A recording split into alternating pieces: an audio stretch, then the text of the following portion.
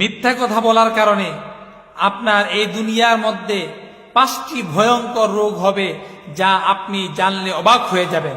5টা ভয়ঙ্কর রোগ হবে এই দুনিয়ার মধ্যে যদি আপনি মিথ্যা কথা বলেন। 5টা রোগ হবে। অনেকেই এই বিষয়টা জানি না। আমরা কথায় কথায় মিথ্যা বলি, দুষ্টামি করে মিথ্যা বলি, মানুষকে হাসার জন্য মিথ্যা বলি, কাদার জন্য মিথ্যা বলি। আমাদেরকে অবশ্যই মিথ্যা থেকে বিরত থাকতে হবে। 1 নম্বরে, যে ব্যক্তি কথায় কথায় মিথ্যা বলে সে ব্যক্তি মুনাফিক। মুনাফিকের আলামত 3টি। 1 নাম্বার হচ্ছে কথায় কথায় মিথ্যা বলা, ওয়াদা করলে ভঙ্গ করা, আমানতের জিনিস খেয়ানত করা। যে ব্যক্তি মিথ্যা কথা বলবে তার জন্য 1 নাম্বার হচ্ছে চেহারার সৌন্দর্য, চেহারার লাবণ্যতা দূর হয়ে যাবে।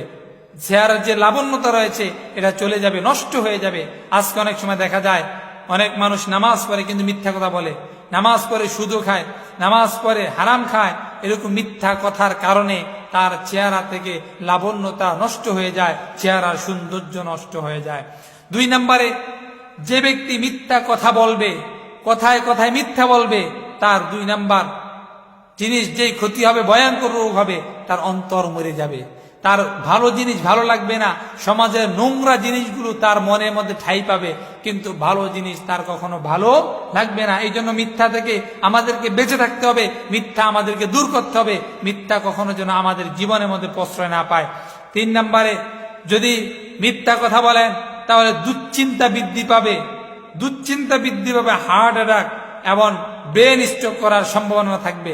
কারণ দুশ্চিন্তা মানুষদেরকে বৃদ্ধ বানিয়ে দেয়, দুশ্চিন্তা মানুষদের হার্ট অ্যাটাক বানিয়ে দেয়, তার খাওয়া তার চলাফেরাকে বন্ধ করে দেয়। এই জন্য দুশ্চিন্তা থেকে আমাদেরকে বিরত থাকতে হবে। কারণ আপনি একটা মিথ্যাকে ঢাকার জন্য কয়েকটা মিথ্যা কথা বলতে হয়, আর একটা মিথ্যা যদি স্লিপ অফ টান হয়ে যায় তাহলে আপনি ধরা খেয়ে যাবেন, আপনার জীবনের মধ্যে দুশ্চিন্তা নেমে আসবে। 4 নম্বরে, যে ব্যক্তি বেশি বেশি মিথ্যা কথা বলে তার উপর থেকে আল্লাহর রহমত দূর হয়ে যায়। এই জন্য তার স্মৃতি শক্তির প্রখরতা কমে যায়।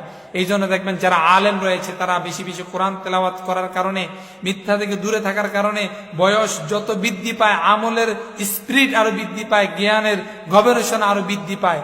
এই জন্য আমাদেরকে বেশি বেশি করে মিথ্যা পরিহার করে কোরআন হাদিস অধ্যয়ন করতে হবে, তাহলে স্মৃতি শক্তির প্রখরতা বৃদ্ধি পাবে। 5 নম্বরে, এই দুনিয়ার মধ্যে আপনি মানুষের কাছে যখন হেল্প চাইবেন, মানুষের কাছে যখন কোনো কিছু সাহায্য কামনা করবেন, কোনো মানুষ আপনাকে সাহায্য করতে পারবে না। ওই ছোটবেলায় একটা গল্প পড়েছিলাম, ক্লাস 5-এ মনে হয়, যতটুকু সম্ভব হয়, যে রাখাল প্রতিদিন মিথ্যা কথা বলে, বাঘ আসে বাঘ আসে বাঘ আসে। এলাকার মানুষ প্রথম দিন আসলো, দেখে বালক হাসতেছে, মিথ্যা কথা বললো। দ্বিতীয় দিন আবার এলাকার মানুষ যখন আসলো, বালক হাসতেছে, বলে আমি দুষ্টামি করেছি। তৃতীয়বার সত্যিকার অর্থেই বাঘ এসেছে, কিন্তু সে যতই চিৎকার দিয়েছে কেউ তার ডাকে সাড়া দেয় না। এই জন্য মনে রাখতে হবে, মিথ্যা মানুষদেরকে ধ্বংস করে, কোনো মানুষের সাহায্য আপনি পাবেন না। মিথ্যা থেকে আল্লাহ তাআলা আমাদেরকে হেফাজত করুক।